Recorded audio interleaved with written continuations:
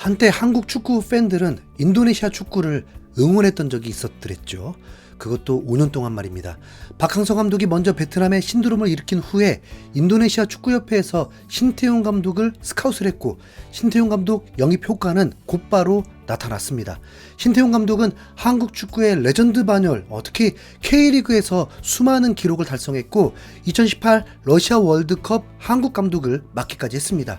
인도네시아로서는 기회를 잡은 거죠. 신태용 감독은 곧바로 미쓰비시컵 준우승을 차지하고 카타르 아시안컵에서 인도네시아 축구 역사상 최초로 16강에도 진출하게 되었습니다. 거기다 U23 아시안컵에서 한국을 이겨버리면서 또 4강에 진출하기도 했고, 또 사상 최초로 월드컵 최종 예선에 진출하는 기록을 세웠습니다. 거기다 3차 예선에서 50여 년 만에 사우디아라비아를 이겨버리면서 조 3위로 2위와 1점 차밖에 나지 않고 전 세계가 기적이라고 할 수 있는 인도네시아가 월드컵 본선 진출이 희망이 생길 정도였습니다. 아니, 어느 누가 상상이나 했겠습니까?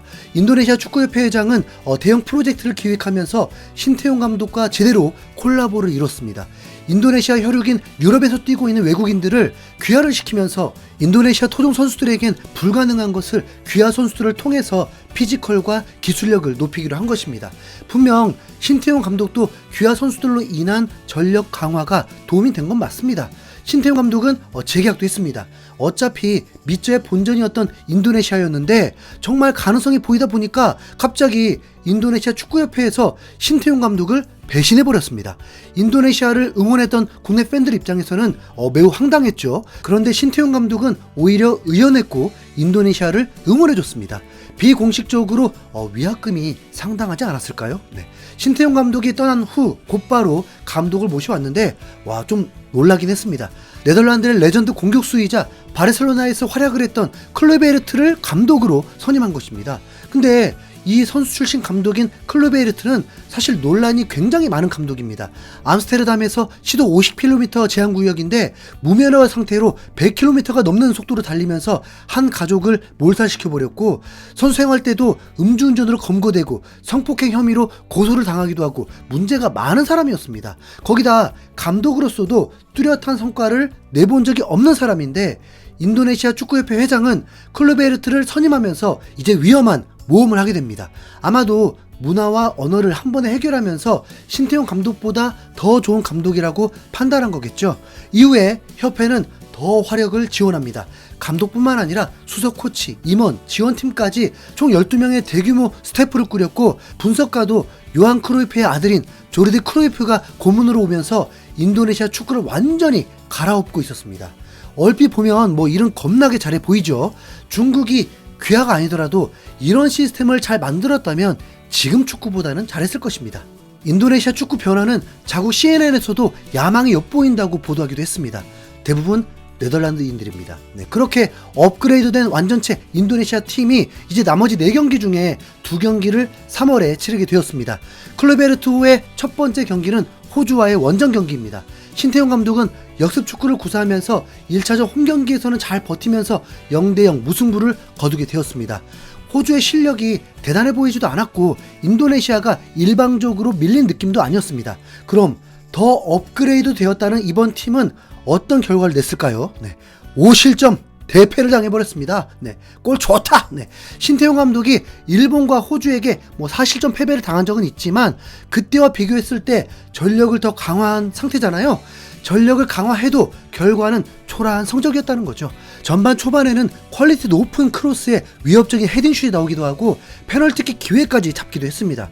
호주 원정인데도 인도네시아 응원 팬들이 굉장히 많았고 열정적이었는데 누가 보면 아시아의 축구 강국인 줄 알겠습니다. 그런데 이 기회를 인도네시아는 날려버리고 맙니다.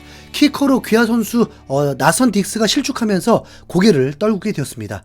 무슨 자신감인 건지 이제 외국에서 뛰고 있는 선수들이 모인 건데 조직력이 좋을 수도 없는데 호주를 상대로 점유율을 높이면서 주도하려고 했고 62%의 점유율이었습니다. 그래도 유효슈팅은 한 개밖에 없었습니다. 오히려 호주는 38%의 점유율과 4번의 유효슈팅으로 전반에만 3득점을 만들었습니다. 먼저 호주에게 페널티킥을 또 내주면서 실점했고 오는 기회마다 놓치지 않으면서 전반전에 이미 상황 종료시켜버렸습니다. 후반에도 상황은 비슷했고 호주는 2골을 더 넣고 인도네시아는 만회골 1골만 넣었을 뿐입니다. 냉정하게 인도네시아 축구가 동남아 축구 수준 같아 보이진 않았습니다. 호주도 인도네시아가 만만할 정도는 아니었습니다. 골이 너무 쉽게 나왔던 것도 있습니다. 그만큼 인도네시아 수비 조직력이 매우 떨어진다고 봐야겠죠.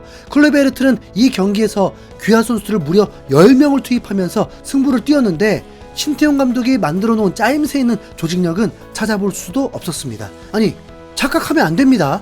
귀한 이 선수들이 무슨 유럽 5대 리그 최상급 팀들에서 주전으로 뛰고 있는 줄 알겠어요? 네, 아닙니다. 귀한 선수들은 유럽에서 뛰고 있을 뿐 그냥 좀 쩌리들입니다. 그 쩌리들이 FIFA 랭킹 25위 호주를 상대로 개인 능력으로 제압을 하려고 한 것입니다.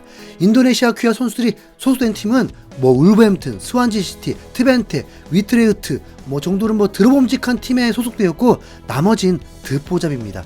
거기서 또 에이스들도 아닙니다. 이 귀화 선수들이 인도네시아를 고향처럼 여기면 왔겠습니까? 설레일 것도 없죠. 이들은 애국도 아니고 그냥 용병일 뿐인 것입니다. 이렇게 대패를 당했으니 후폭풍이 거셀 수밖에 없겠죠. 바로 인도네시아 축구 팬들은 신태용 감독의 이름을 외치고 있습니다. 실제로 인도네시아 축구 팬들도 신태용 감독 경질을 반대하는 목소리도 매우 높았었죠.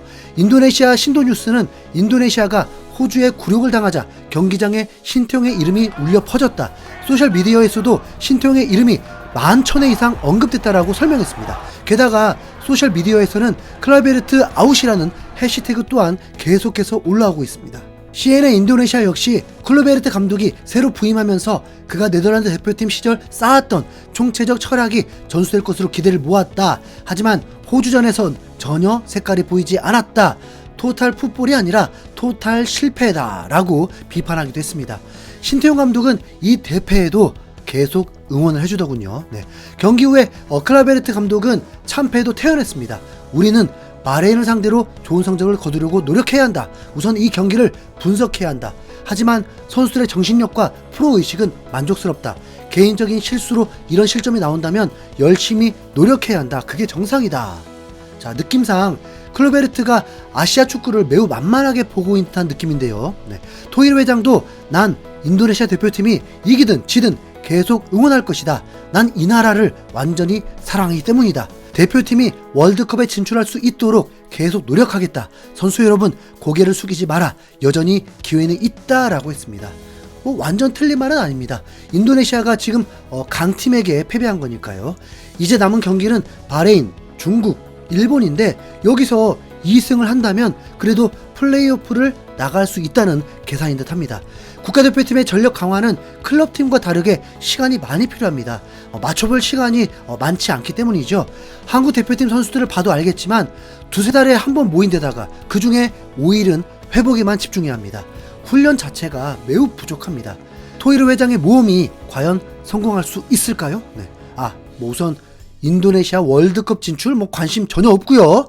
그들의 추락만을 보고 싶을 뿐입니다. 이상 흰수염고래였습니다. 감사합니다.